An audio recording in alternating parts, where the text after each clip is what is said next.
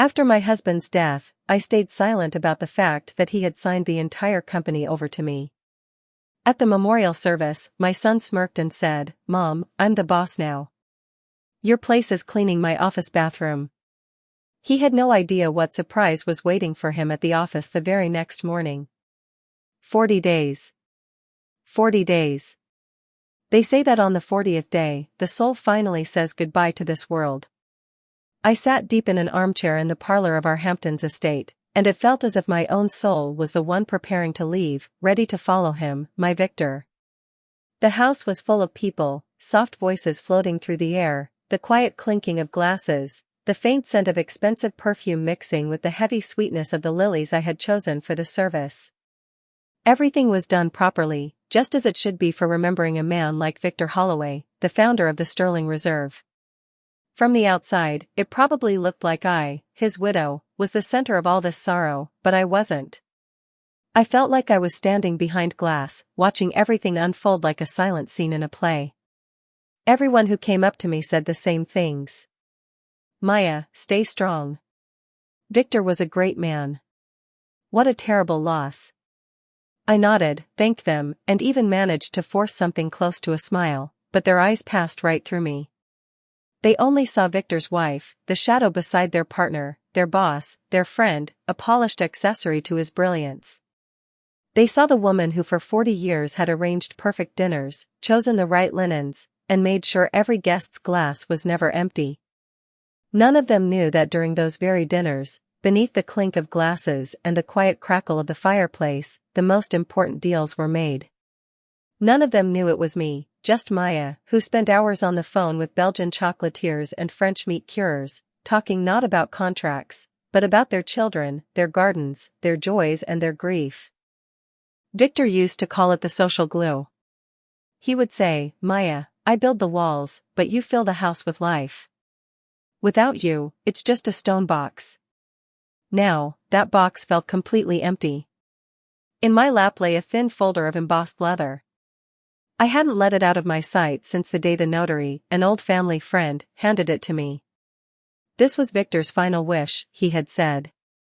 "He asked me to give this to you personally, and only after the official will was read to everyone else." The official will was exactly what anyone would expect. The estate, the city penthouse, the investment accounts, everything was divided between my son and me. The company, however, was never mentioned. Everything about that was inside this folder. I knew what it contained. I had read it once in the notary's office and never opened it again. I couldn't. Reading about a future without Victor felt like betrayal when my own heart felt as if it had already stopped. 100% of the Sterling Reserve shares had been transferred to me alone, his final gift, his final act of trust. I slowly ran my fingers over the smooth surface of the folder. It was the only thing that felt real in this loud, blurry haze of unfamiliar faces and empty words. Poor Maya. How will she manage on her own now? I overheard two women whispering near the fireplace. Victor handled everything. She was lucky, she was just his wife. I wasn't offended. They were only saying what everyone believed, what even my own son, Grant, seemed to believe. I searched for him and found him easily. He wasn't grieving. He looked alive, energized. He stood in the middle of a group of men in expensive suits, our top executives, speaking passionately and gesturing with confidence. A practiced corporate smile rested on his face. He was already settling into his father's place. I saw it in the way he moved, the way he adjusted his tie, the way he patted our chief financial officer, Arthur Vance, on the shoulder with quiet arrogance. He was impatient for tomorrow, the day he believed he would become the unquestioned owner. A new pain tightened in my chest, sharp and cold, not born of grief. Victor loved his son deeply, but he was never blind. He has much of my drive, Maya, Victor once told me in his study, but very little of your soul. He sees numbers, not people. One day, that will destroy him. Grant noticed me watching him. He dismissed his audience and walked toward me, Arthur Vance following like a loyal shadow. Mom. Grant stopped in front of me, blocking the light from the tall floor lamp. His voice, usually so much like Victor's, sounded different now, hard and metallic. "We need to talk." He didn't wait for my answer and guided me toward the buffet table, covered with the elegant appetizers I had personally chosen that morning. Imported caviar, delicate pâtés, rare cheeses, everything that represented the pride of our company and the work of his father's life. "I've been thinking," he said, lifting a canopy topped with black caviar from the tray, not even bothering to look at it. He popped it into his mouth as if it were the most natural thing in the world. "Starting tomorrow, I officially take over. Dad's office is mine now.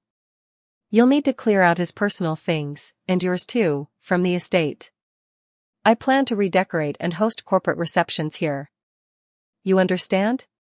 You won't be comfortable here anymore. You'll move into the city penthouse. It's smaller, but it'll be enough for just you." He said it all so casually, as if he were talking about rearranging furniture, not forcing me out of the home where I had lived for 40 years, where every corner carried the memory of his father. I stayed silent as a strange numbness spread through my chest. Grant noticed my silence and smirked, clearly mistaking it for agreement, for the confusion of a weak woman who needed to be put in her place. "One more thing," he added, wiping his fingers on a napkin. "You'll get a pension, don't worry. But sitting idle isn't good for you at your age. You need to stay engaged. Your place now." He looked me up and down, openly appraising me, and a flash of contempt crossed his eyes. "Well, you can start by cleaning my office bathroom." He said those last words quietly, leaning closer, almost intimately, and they were filled with such venom, such deliberate humiliation, that the air itself seemed to freeze. In that moment, something inside me broke, or perhaps something entirely new was forged. The heavy, suffocating grief in my chest didn't disappear, but it hardened, sealed under a thin layer of ice. The clinking glasses, the voices, the music all vanished at once, as if someone had turned off the world. I no longer smelled the lilies or the expensive cigars. Everything narrowed down to just two things: my son's satisfied face and the smooth, cool surface of the leather folder resting on my lap. With painful clarity, I understood that he hadn't just insulted me. On the day of his father's memorial, in the home his father built, he had trampled on Victor's memory. He hadn't only humiliated his mother. He had humiliated 40 years of life, 40 years of partnership, 40 years of love on which this entire empire stood. Instead of blood, icy water flowed through my veins, calm and clear, carrying not anger but absolute certainty. The man standing before me was no longer my son. He was a stranger, someone capable of destroying everything Victor and I had cherished. The shift inside me was complete. The fight for inheritance hadn't even started yet. The fight for honor had. I slowly turned away from the buffet table. I didn't say a word to Grant, nor did I look at him again. The icy composure filling me felt stronger than armor. I walked through the parlor, past sympathetic faces and whispered condolences, climbed the stairs to our master bedroom, and closed the door behind me. The sounds of the memorial faded into what felt like another lifetime. My old life had ended 40 days ago. The life I had just an hour earlier ended with my son's final words. I waited until the last car drove away and the house fell completely silent. Only then did I leave the bedroom and walk down to the first floor. The house smelled of melted candle wax, lilies, and betrayal. Without turning on the lights, I made my way down the hall to Victor's study, the true heart of the house, the center of his world. Heavy oak panels lined the walls, bookshelves stretched to the ceiling, and his massive desk stood exactly as he had left it, his half-empty cup of tea still there. I lowered myself into his large leather chair. It still held his warmth, his scent, the faint trace of sandalwood and fine tobacco. How many nights had I sat across from him, listening as he shared his plans, his fears, his dreams. The Sterling Reserve was never just a business. It was our shared child, born from a love of quality and respect for tradition. "Your place is cleaning my office bathroom." The words echoed through the silent room. They didn't bring tears. My tears were already gone. Instead, they stirred a cold, distant curiosity. How could a man raised in this house, who watched his father build his name piece by piece, sink so low. How could he reduce everything that defined our family to nothing? He saw the company as a machine, a pile of assets, warehouses, and supply chains. He believed that sitting in his father's chair and hanging his own portrait on the wall was enough to keep the machine running and printing money. He didn't understand that Victor hadn't built a machine. He had built a family, one that stretched far beyond these walls, reaching into Brussels, across Ceylon's tea plantations, and into small fishing villages along the French coast. It was made of people whose families had spent centuries perfecting chocolate, tea, and caviar, people for whom honor wasn't a word, but the foundation of their lives. That was why my first thought wasn't about lawyers. Showing Grant the will would have been too easy. It would have spoken his language, the language of documents and power, and it would have changed nothing inside him. He would have hated me more, but he still wouldn't have understood his greatest mistake. No, I needed to speak to him in his father's language, the one he had never learned. I reached to the bottom drawer of the desk and pulled out a thick, heavy journal bound in embossed leather. It was my personal notebook, not for business contacts, but for something far more valuable. Inside were personal numbers, people I called to congratulate on newborn grandchildren, to ask about health, or simply to talk about life. Victor used to laugh and call it my spiderweb. My dear, he would say, you've woven your threads around half the world, and our partners stay with us not because of contracts, but because of you. Now it was time to test those threads.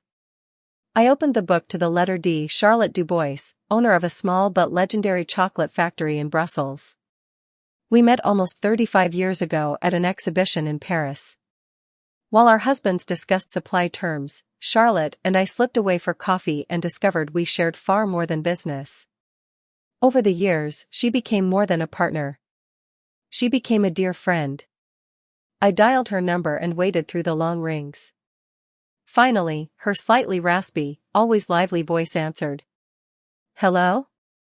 Charlotte, my dear, it's Maya. My goodness, I've been thinking about you all day. How are you, my sweet? How was the service? Her voice carried genuine warmth and sympathy. I closed my eyes, letting that warmth touch my frozen heart. It went as it should. Many people came. Everyone remembered Victor. I kept my voice steady. He was a great man, May, a true original. They don't make them like that anymore. I lit a candle for him at the cathedral. Thank you, Charlotte. I'm calling because there will be some changes. Grant is taking the reins. There was a brief silence. Charlotte was far too perceptive to miss what lay beneath my words. I understand, she finally said. Grant is a good boy, but he is different. A child of a new century. Exactly, I replied softly. So I'm just calling old friends, to thank them for the years we've shared. I hear you, May, she said firmly. You can always count on me. Whatever happens, call me anytime. Thank you, my dear. That's all I needed to hear. We said goodbye. I set the phone down and sat still for several moments. The first thread held. It was stronger than steel. I turned the page. Sri Lanka. Mr. Sundaram, the owner of the tea plantations that supplied the exclusive blend found only in our stores. His father had worked with Victor's father. I remembered him flying in for our 25th wedding anniversary and bringing a small potted tea sapling as a gift. It was still growing in our conservatory. I called him. As always, he was exquisitely polite and deeply respectful. I asked about his family, about the new harvest, and then, just as carefully as I had with Charlotte, I mentioned the change in leadership. He fell silent for a long moment, then spoke in his gentle accent. Madam Maya, our family has worked with your family for 2 generations. To us, the sterling reserve is Mr. Victor and you. Everything else is only words on paper. We remember kindness. The third call was to France, to Monsieur Lauren, whose small family business supplied us with the finest island caviar in the world. He was an artist, a poet of his craft. He spoke of caviar the way others speak of music. Victor had always respected that devotion to quality. The conversation was short. I told him that changes were coming and that for the new generation, old friendships might no longer matter. He replied simply, "Madam Holloway, there are things that are not for sale. Reputation is one of them. My reputation is tied to yours." I will not forget this. When I hung up after the third call, the ice in my chest began to melt, replaced by something else. It wasn't hope. It was certainty. For 40 years, I had woven my spiderweb from threads of friendship, respect, and human warmth. Now that web was becoming a net, one that would soon ensnare the man who believed himself the hunter. I closed the notebook. The study was still dark and silent, but now the silence no longer pressed down on me. It was filled with power. I had made my first move, not as an offended mother or a humiliated widow, but as the owner of the Sterling Reserve. My son didn't know it yet, but the war for the soul of his father's company had already begun, and I had no intention of losing. The coup. I stayed in the study until dawn.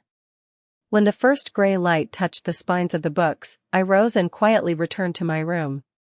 I didn't sleep. I waited. I waited for the sound of footsteps on the stairs, for the front door to close. That sound marked the beginning of his new day, the day he believed would crown his triumph.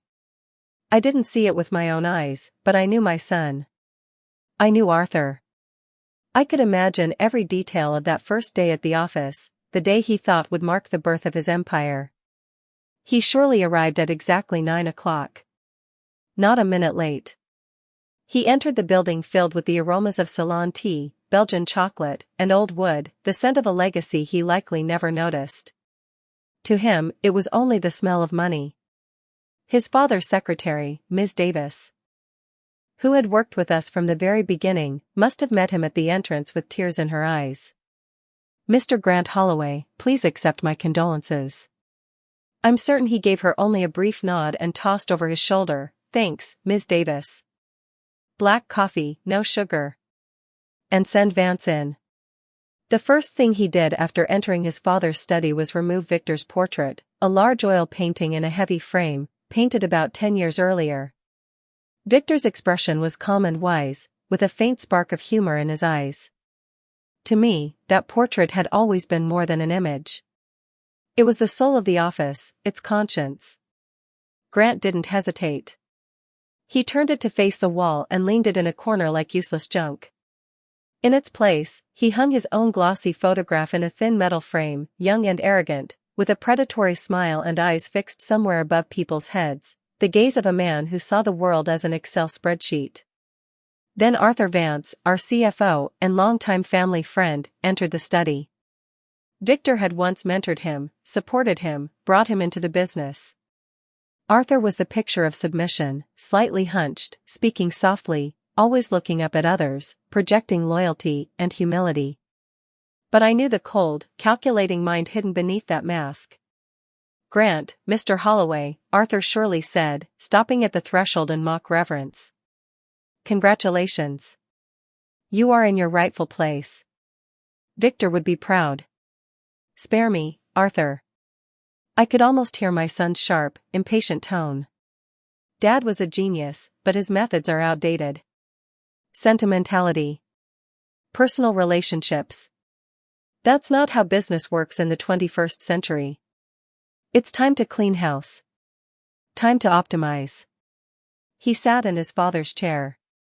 It must have been too big for him, but he didn't notice. He scanned the office with an owner's gaze and rubbed his hands together.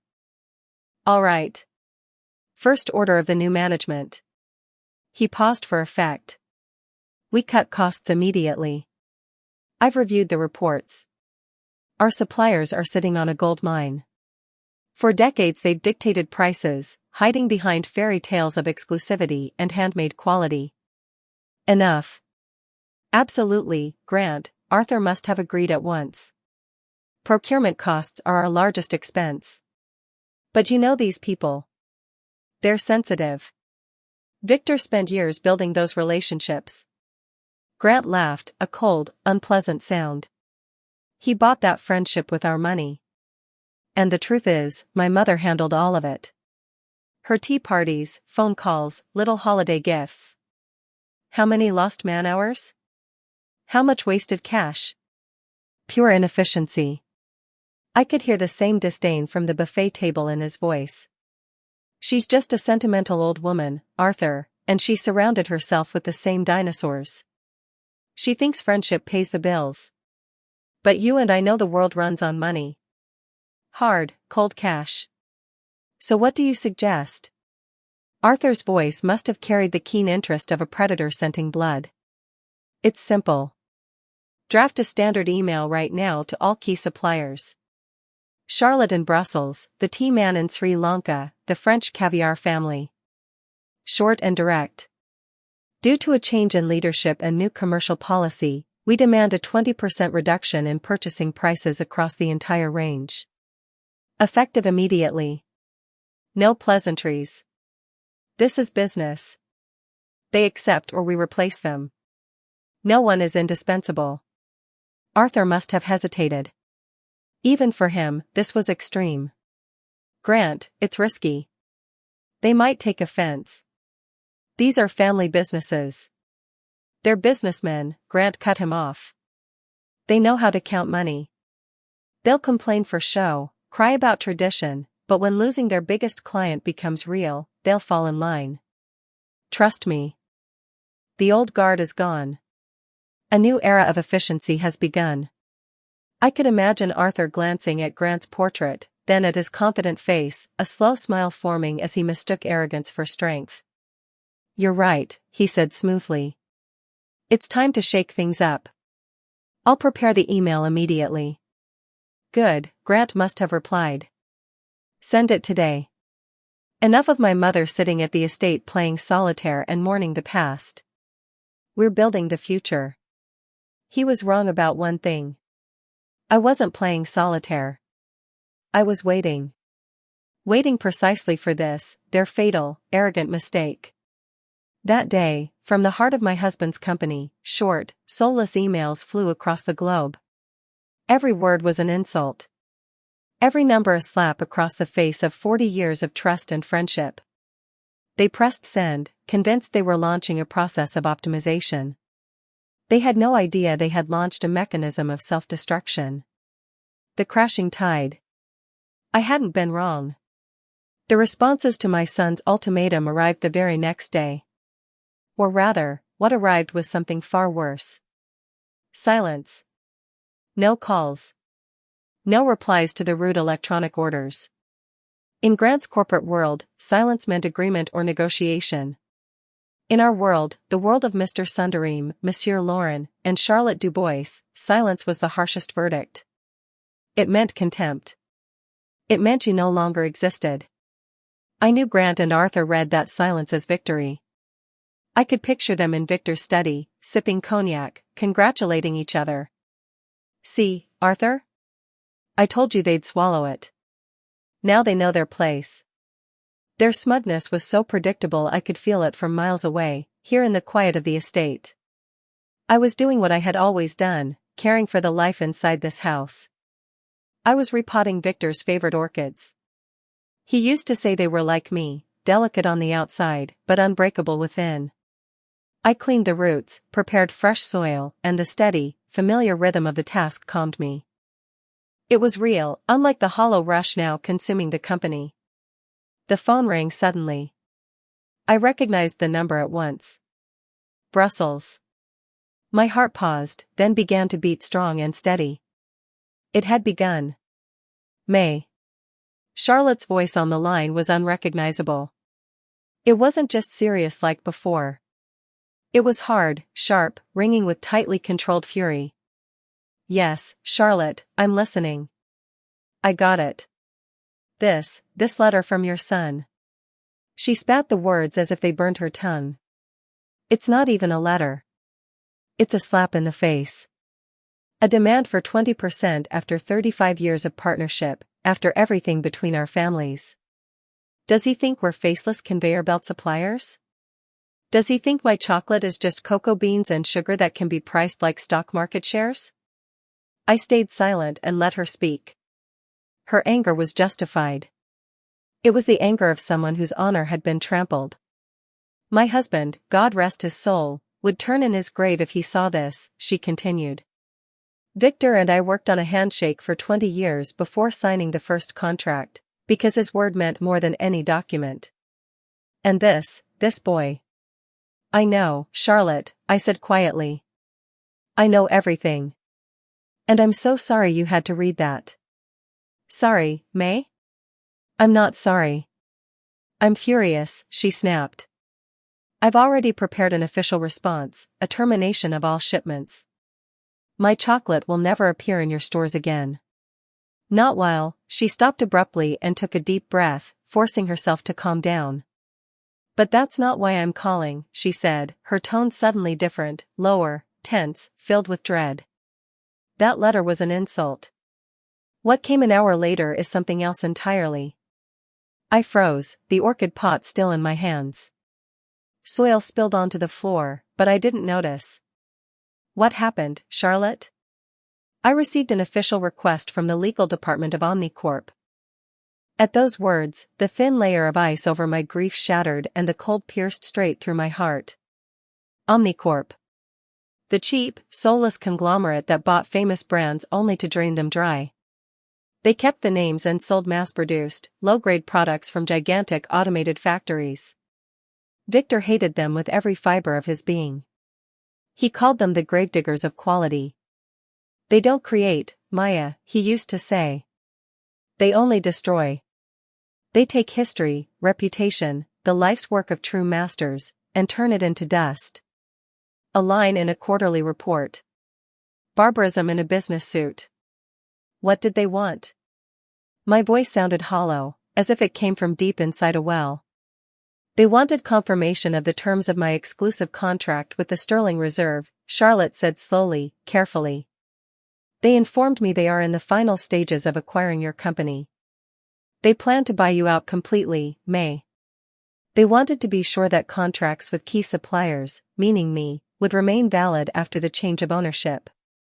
May, what in God's name is happening over there? I sank onto a small table. The pot slipped from my hands and shattered, scattering soil and the orchid's pale, fragile roots across the floor. I didn't hear the sound. All I heard was the roar inside my head. This wasn't just betrayal. It was desecration. Grant and Arthur didn't just want to take the company from me. They didn't just want to push me out of my home and humiliate me.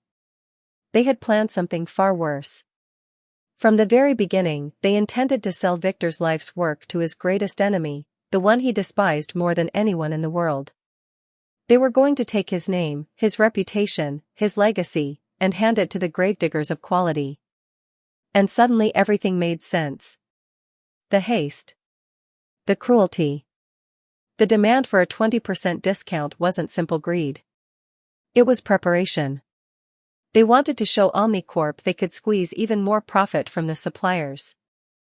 To make the company look leaner and more attractive before slaughtering it like an animal at a fair.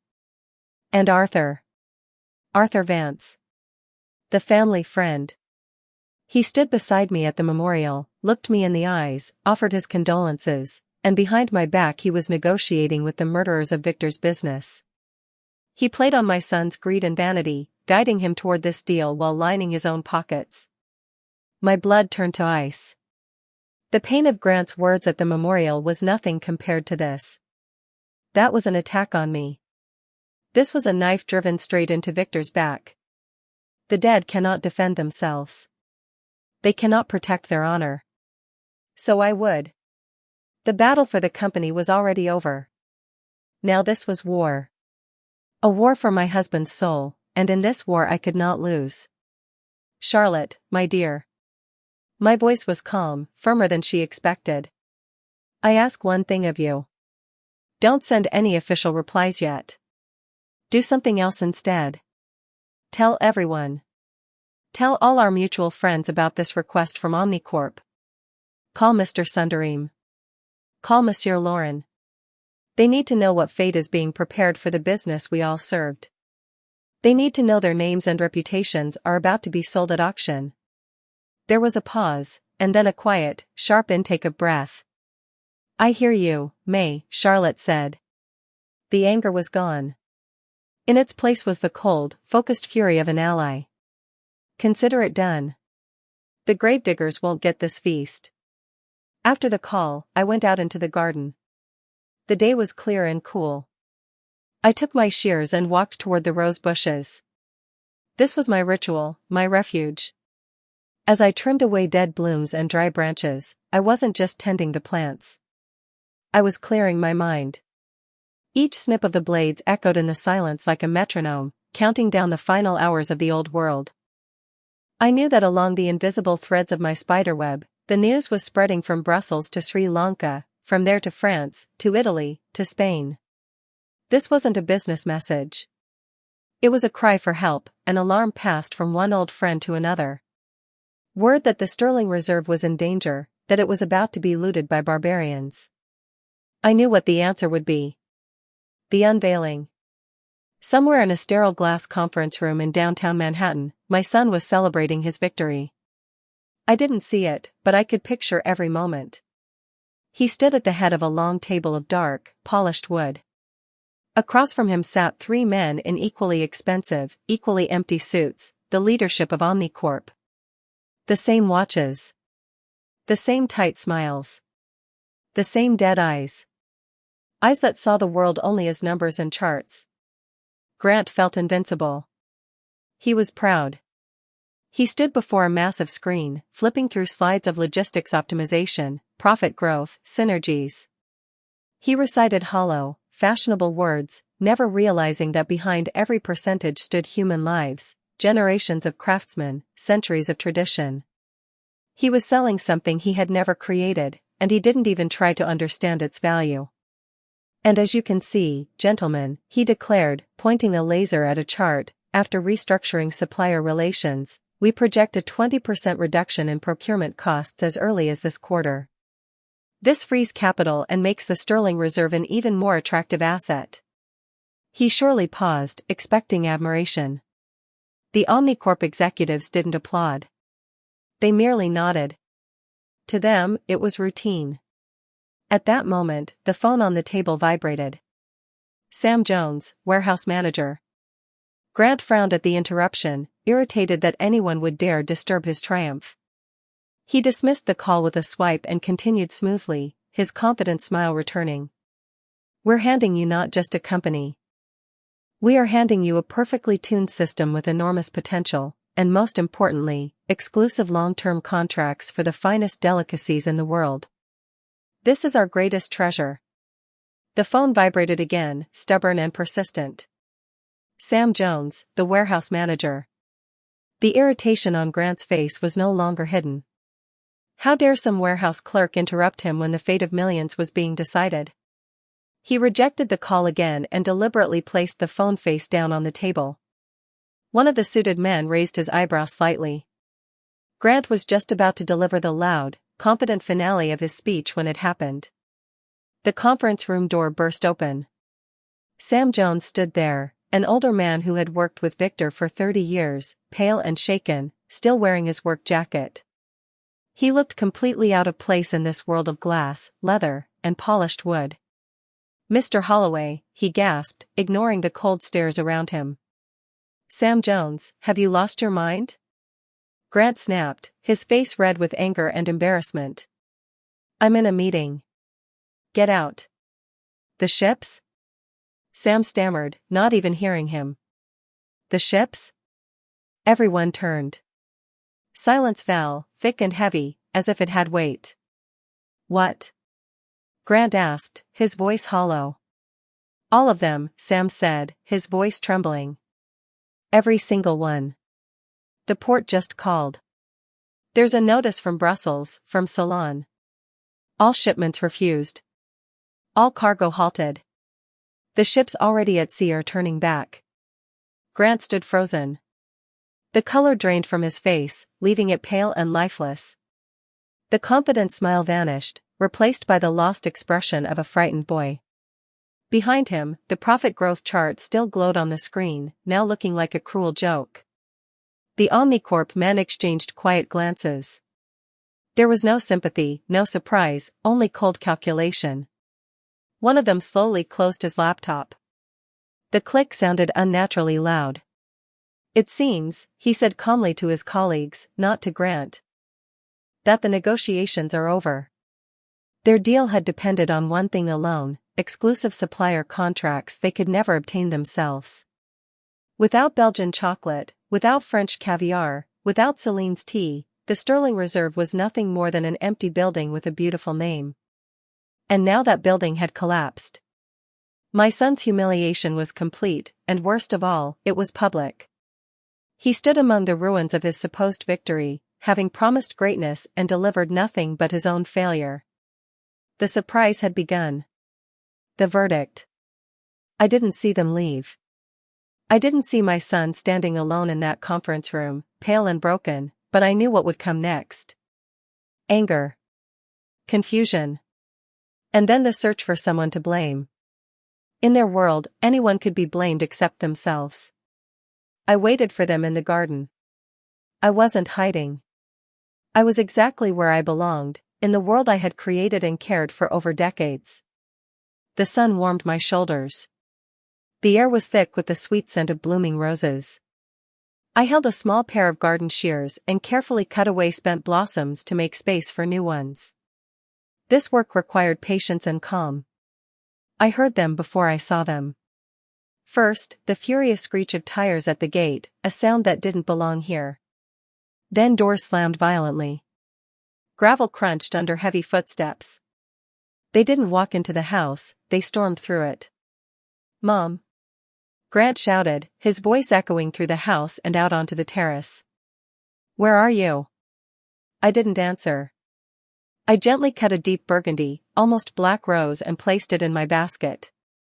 Moments later, they appeared on the garden path. They looked like trapped animals. Grant was disheveled, his jacket open, his tie crooked. His face was twisted with rage and despair. Arthur followed him, trying to stay composed, but his pale face and restless eyes betrayed his fear. They stopped a few feet away, breathing hard, their chaos crashing into the calm of my garden. "Mom, what did you do?" Grant shouted again, his voice cracking. "What did you tell them?" I slowly straightened and looked at him. My face was calm. I felt no fear and no anger, only a deep, heavy pity. "What are you talking about, Grant?" "Don't pretend," he yelled. "The suppliers cancelled everything. Every single one. Contracts destroyed. Shipments stopped. You called them. You ruined everything." Arthur placed a hand on his shoulder, partly to calm him, partly to steady himself.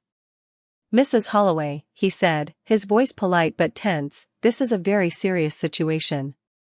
The company is paralyzed. Mr. Holloway is emotional, but he is essentially correct. We know you spoke to our partners.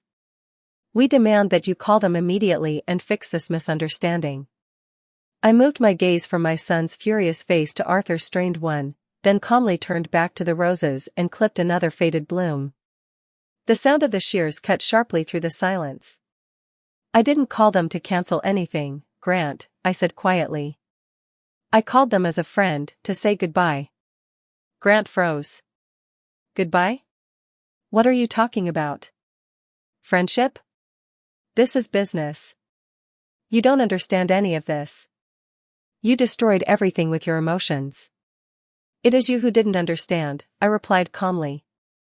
I placed the shears in the basket and faced them both. "Neither of you did. You thought your father's company was buildings, warehouses, numbers, and reports. But it was people. It was trust built over 40 years. Trust you destroyed in 2 days. I didn't tell them to cancel shipments. I only told them that the old world of the Sterling Reserve no longer existed, and they chose not to deal with the new one." "That's a lie!" Grant screamed. "They would never do this over feelings. You turned them against me." I took a deep breath, filling my lungs with the scent of roses. "I only told them the truth," I said, looking at my son and then at Arthur. "I told them you disrespected them. That you insulted them with your ultimatum. I paused, letting the words sink in. And I told them that you were trying to sell them, along with me and along with your father's legacy, to Omnicorp. The air went completely still. Even the buzzing bee nearby seemed to vanish. Grant's face emptied of emotion. Rage turned into confusion, confusion into fear. He stared at me as if I had spoken a curse. Arthur's mask shattered completely. His eyes widened, his jaw fell open. He understood. He understood everything. Their secret plan, their betrayal, their carefully calculated scheme was no longer hidden. It was exposed. They stood there in my blooming garden, inside a world built on honor and respect, and their own lie was now choking them, leaving them unable to breathe or speak. Arthur was the first to come back to himself. Fear works fast, and when he saw the ground opening under his feet, his instinct to survive pushed him into one last desperate move. He changed his approach instantly. The panic on his face vanished, replaced by a mask of business urgency, and his voice filled with fake concern. "Mrs. Holloway," he exclaimed, stepping forward and almost shielding the frozen Grant, "thank God you know. We didn't want to trouble you until everything was finalized. You don't see the full picture." He spoke quickly, afraid I might stop him. "Yes, we were negotiating with Omnicorp, but it was necessary. It was the only way to save the company. You don't know the state Victor left it in. Debts, cash flow problems, outdated contracts. The company is on the edge of bankruptcy." He was lying openly, desperately, staring straight into my eyes, trying to create a new reality where they were not traitors, but saviors. Grant heard the familiar words about saving the company and slowly came out of his shock. He grabbed Arthur's lie like a drowning man grabbing a rope. "Yes, Mom, Arthur's right," he said, wild hope in his voice. "Dad was hiding problems from us. We wanted to fix everything first and then tell you, and now it's all ruined, but it's not too late." Arthur didn't miss the chance. He opened the folder he had been holding and pulled out several papers, stepping closer and nearly pushing them toward my face. "Mrs. Holloway, you must sign this immediately. This is a power of attorney giving emergency authority to Grant Holloway. It allows him to act for all owners and revive the deal with Omnicorp. This is our last chance. If you don't sign, the company will declare bankruptcy tomorrow. You will destroy your husband's life's work." This was their final move, a mix of threats, pressure, and fake panic. They pressed on everything they thought made me weak: my supposed lack of business sense, my fear of complex terms, my guilt over the company's future. They still saw me as a soft, emotional widow who could be bullied. They thought I would break. I didn't even look at the papers. I calmly placed my basket of roses on the garden bench, then set the shears beside it.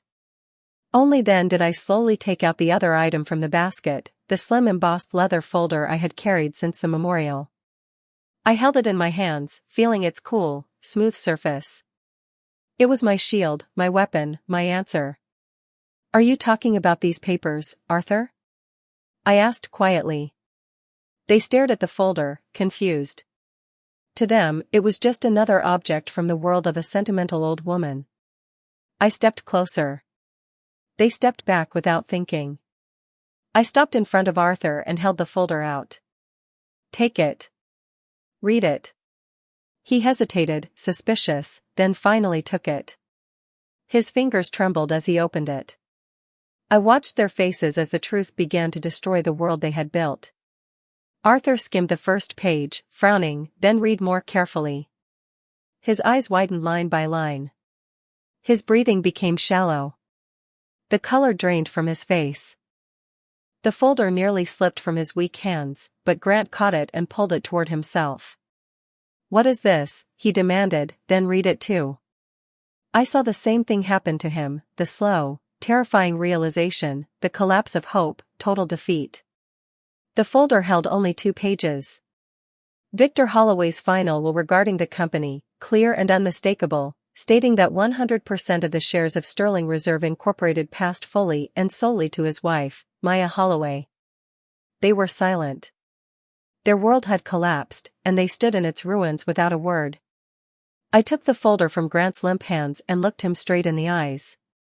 There was no anger left there, only emptiness. My place is not cleaning your office bathroom, Grant, I said calmly, my voice cutting through the garden like a verdict. My place is at the head of the table. The table where your father made his decisions. The table where you and this man, I nodded toward the frozen Arthur, planned to betray his memory. I paused to let it sink in. You are both fired, effective immediately. You have 1 hour to collect your personal belongings from my office. I want you off my property by evening. Leave my land. I turned back toward the roses without giving them another look. I didn't want to see their humiliation. Their defeat gave me no joy, only the bitter peace of justice restored. Behind me I heard a broken sound, a gasp or a sob, then hurried footsteps on the gravel, car doors slamming, an engine roaring, tires screeching through the silence of my garden. Then everything went quiet. They were gone forever. I stood alone among the blooming roses. The air felt clean again. I picked up the shattered orchid pot from the ground. The roots were still alive. I knew it would survive, and bloom even more beautifully than before. The work was not finished. It was only beginning. The next morning, for the first time in many years, I arrived at the office not as a guest, but as the owner. As I walked inside, the familiar scent of tea and chocolate seemed to greet me with respect. Ms. Davis, Victor's secretary, met me at the entrance. Her eyes were red, but these were tears of relief. She took my coat without a word, and that simple gesture meant more than any speech. The first place I went was the study. Grant's glossy portrait still hung on the wall, and false. I took it down without looking and handed it to Ms. Davis. Dispose of this. Then I walked to the corner where Victor's portrait rested. I lifted it gently, wiped away the dust, and met his wise, tired smile. In his eyes, I saw approval. I hung it back in its rightful place myself. The soul of the company had come home. Then I called in the department heads and the legal counsel. I didn't give a long speech. I simply said, as of today, under my husband's final will, I am assuming the position of Chief Executive Officer of the Sterling Reserve. All orders issued by Grant Holloway are null and void. No one asked a single question. I could see relief in their eyes. That same day, 2 letters went out from my office. The first was short and formal, sent to Omnicorp's legal department. It clearly stated that Sterling Reserve had not been, was not, and would never be involved in any merger talks with them. Any further attempts to contact us would be treated as hostile. The second letter went to our lawyer. It instructed him to begin a full investigation into the actions of our former CFO, Arthur Vance, on charges of fraud and attempts to cause massive damage to the company. Justice had finally started moving. And then I did something I hadn't done in 20 years. I packed a small suitcase and went to the airport. This was my first business trip in a long time, but I wasn't flying to sign contracts or discuss supply chains. I was flying to Brussels to have dinner with a friend. Charlotte and I sat in a small, cozy restaurant on the Grand Place. The air was filled with the smell of waffles, chocolate, and old stone. We drank burgundy wine and talked about life. Our husbands. Our children. How quickly the years had passed. We barely spoke about business. Only at the very end of the evening did Charlotte take my hand, look straight into my eyes, and say, "Victor would be so proud of you, May. You didn't just save a company. You saved our shared history." Months passed. Winter slowly turned into spring, and spring into summer. One day, I was standing in our tasting room, my favorite place in the office. It was a bright room with a huge oak table covered in samples of our products. That day, it was louder and happier than usual. All my old friends were gathered around the table. Charlotte had flown in from Brussels. Mr. Sundaram from Sri Lanka stood there smiling. The elegant Ms. Lauren had come from France. They weren't there for a board meeting. They had come for the launch of a new product. Small, elegant jars of pear confiture were lined up on the table. It was my first personal recipe. The sweetness of Belgian pears blended with the warm spice of Ceylon cinnamon and the soft aroma of French brandy. It wasn't just a dessert. It was a symbol of our alliance. I picked up one of the jars. It was warm under the lights. I looked at my friends, at their bright, curious faces, and I smiled. "We will call it Charlotte," I said, my voice steady and clear. I looked at her, and her eyes filled with happy tears. It was in honor of true partnership, in honor of a friendship that proved stronger than any contract and more valuable than any amount of money. Applause filled the room. I looked at these people and at the result of our shared work. For the first time in many months, I felt not just calm, but real, quiet happiness. I had protected my husband's legacy, but I had gone further. I had started to build my own. I saved the soul of the company not with numbers or stock charts, but with respect. I wasn't just standing where I belonged. I had finally found my place, and I felt free. This brings us to the end of the story of Maya Holloway. It is a story of quiet strength, of dignity that cannot be taken away, and of how true values like respect, loyalty, and human bonds can be worth far more than money or formal power. This story is not only about business. It is about legacy, and about the truth that some things cannot be sold, and honor, once lost, cannot be bought back for any price. Maya did not simply save a company. She saved the soul of the business to which she and her husband had devoted their entire lives. But it also leaves us with a question. Do the ends always justify the means? Did Maya do the right thing? Without doubt, her son and his accomplice deserved punishment for their betrayal and greed. But Grant was her only child, her own flesh and blood. Was cutting him off forever the only possible choice? Was her decision driven only by justice, or was there also the pain of a deeply wounded mother? What would you have done in her place? Do you see her actions as fair justice, or as a decision that was too harsh toward her own son? We would truly like to know your thoughts. Share your opinion in the comments below this video. If you have questions or want to know more details about this story, feel free to write them as well. And if this story touched you, please like and subscribe to our channel. Your support means everything to us and encourages us to keep sharing powerful stories like this one. Thank you for spending your time with us and staying until the end. We wish you all the best. At the end of this video, a window will appear in the center of the screen. Click it to watch our other most compelling stories.